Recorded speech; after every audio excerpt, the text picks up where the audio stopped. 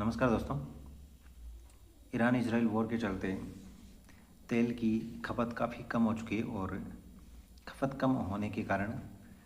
पूरे world market में तेल की कीमतें वो काफ़ी तेज़ी से बढ़ रही हैं और तेल की डिमांड काफ़ी हाई हो गई है। इसके ऑयल के साथ साथ एलपीजी एनपीजी जो गैसेज हैं उनकी डिमांड भी काफ़ी हाई है। इसका कारण मेनली कारण ये था कि जो भी अरब कंट्रीज़ हैं जो कि ऑयल रिच कंट्रीज़ हैं उनसे आने वाले तेल है वो पूरे वर्ल्ड का लगभग 60% जो ऑयल है वो स्टेट ऑफ हरमुज से आता है और ईरान ने उस स्टेट ऑफ हरमुज को चौक कर लिया था, जिसकी वजह से कोई भी ऑयल कंटेनर है वो आवाजाही नहीं कर सकता था। क्योंकि अगर बिना परमिशन के, यहाँ तक कि परमिशन भी नहीं दे रहा था पहले तो ईरान, अगर कोई भी कंटेनर वहाँ से गुजरता है तो ईरान उस पर मिसाइल बरसाना शुरू कर देता था। लेकिन अभी बड़ी बड़ी जो जियोपॉलिटिकली इम्पोर्टेंट कंट्री है लाइक इंडिया है, चाइना है, रसिया है, इनसे बातचीत करने के बाद ईरान ने कुछ कंट्रीज़ के साथ नेगोशिएशन किया है और स्टेट ऑफ हरमुज से गुजरने वाले सभी जो कंटेनर हैं उनको 4 टियर में बांट दिए।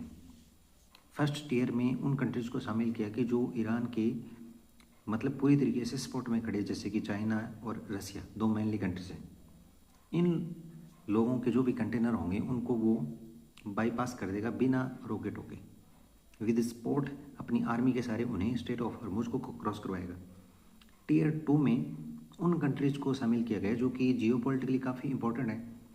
काफ़ी अच्छे अलाई रहे हैं पास्ट में ईरान के साथ, और इस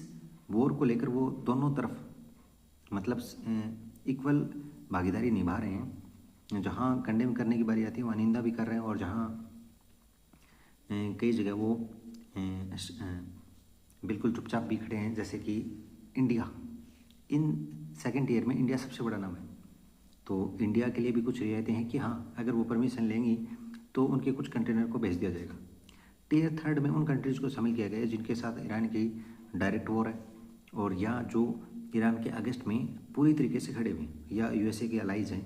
उनको तो पूरी तरीके से रोक के रखा ईरान ने।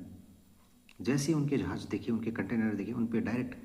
बॉम्ब कर दिया जाता है, उनके फाइटर जेट के द्वारा, मिसाइल के द्वारा अटैक कर दिया जाता है, उनको वहाँ से गुजरने ही नहीं दिया जाता। टियर 4 में उन कंट्रीज़ को शामिल किया गया है जो किसी भी तरीके से इम्पोर्टेंट्स नहीं है,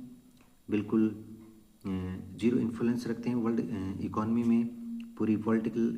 इंटरनेशनल पॉलिटिकल में। तो उन कंट्रीज़ में जैसे हो गया थाईलैंड हो गया, छोटी कंट्री बैंकॉक हो गया, काफ़ी छोटी यूरोपियन कंट्रीज़ भी हैं, अफ्रीकन कंट्रीज़ हैं, उनको पूरी तरीके से रोक के रखा है ईरान ने। तो अभी